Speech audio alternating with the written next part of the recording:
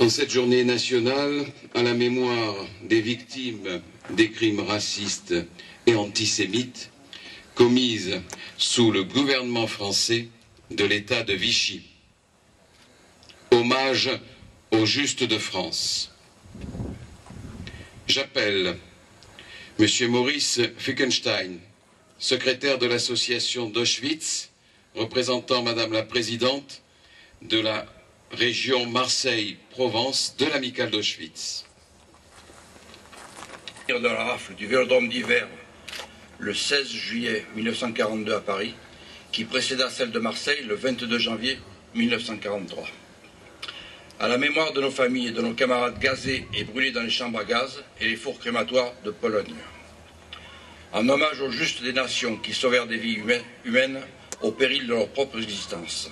Aujourd'hui, combien sommes-nous à avoir vécu ce drame où la police française organisa en complicité avant l'heure avec la police nazie?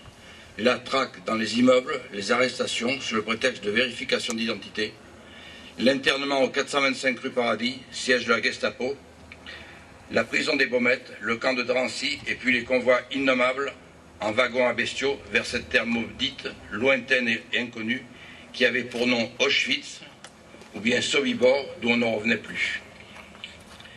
Chaque année s'amoindrit le nombre de survivants, résistants ou réfractaires ouestéaux, homosexuels, communautés tziganes et juives. 76 000 déportés juifs de France, 3% seulement vivants encore et rapatriés dans quel état en 1945? 76 000 déportés résistants politiques déportés à Dachau, Buchenwald, Mauthausen ou Ravensbrück. Combien sommes-nous maintenant? Et lorsque nous aurons disparu, qu'en sera-t-il? Est-ce que les jeunes générations instruites par les enseignants et soutenues par les institutions nationales reprendront le flambeau du souvenir et poursuivront le travail de mémoire dans lequel ils s'investissent notamment pour le concours de la résistance et de la déportation et les voyages de la mémoire? Est-ce qu'ils feront face aux idéologies pernicieuses véhiculées par les mouvements extrémistes et racistes? Est-ce qu'ils se laisseront pas gagner par la désinformation médiatique qui minimise l'attitude belliqueuse de l'Iran et les terroristes que ce pays forme et entraîne en déclarant publiquement qu'il souhaite exterminer l'État d'Israël? Nous sommes reconnaissants à messieurs les présidents du Conseil régional et du Conseil général qui amènent chaque année des lycéens et des collèges sur les lieux même de les camps d'extermination, ces jeunes qui deviendront nos passeurs de mémoire.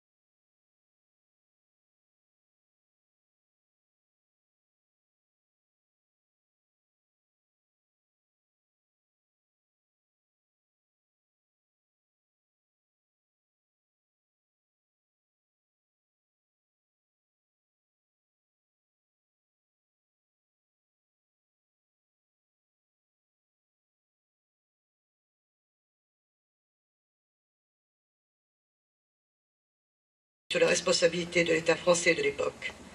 Pour preuve, c'est en 1940 que le gouvernement a instauré le décret-loi interdisant la circulation des nomades sur le territoire français, et cela durant toute la durée de la guerre. De son application a résulté des internements et déportations en masse de nos populations. Les nazis considéraient les Roms comme radicalement inférieurs, et le destin de ceux-ci fut en de nombreux points parallèle à celui des Juifs. Les Roms subirent l'internement, le travail forcé, et beaucoup furent assassinés. Il était aussi soumis à la déportation dans les camps d'extermination.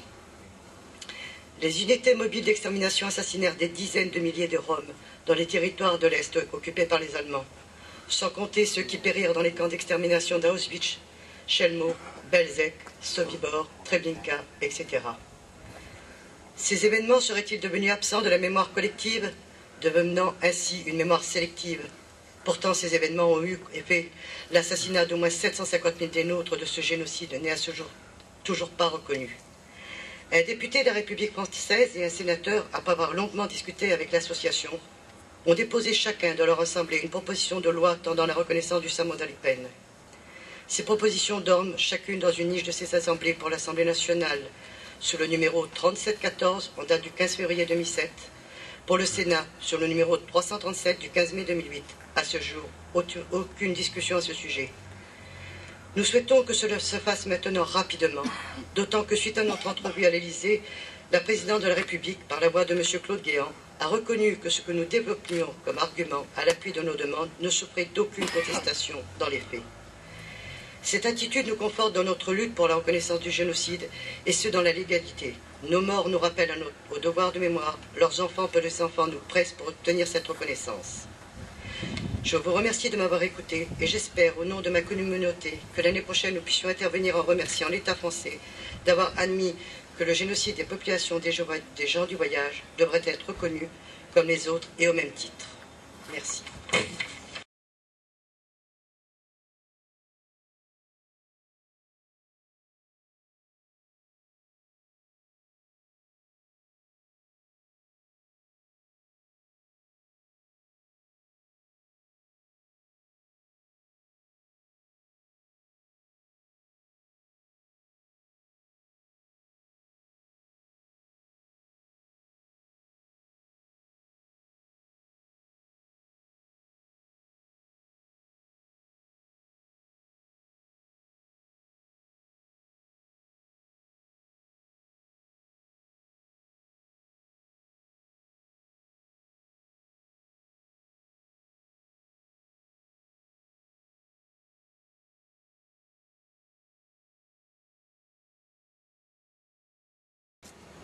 Au fronton de nos mairies et de nos édifices publics, 3 mots simples sont gravés.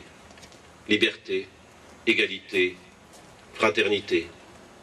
À chacun de ces 3 mots ne tient ni ne vaut l'un sans les autres. À nous, aujourd'hui, de les faire vivre, et que nous pourrons nous montrer dignes des justes de France.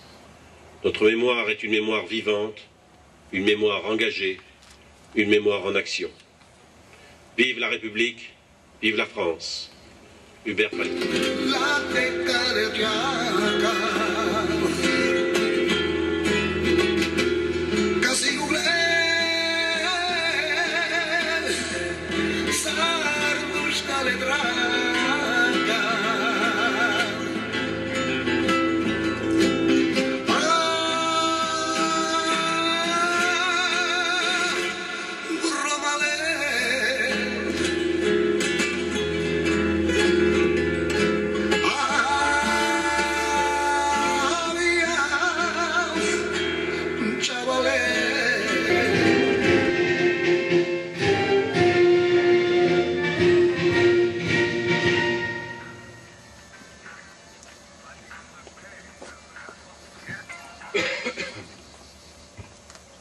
Cette cérémonie va s'achever. Merci à tous de votre présence.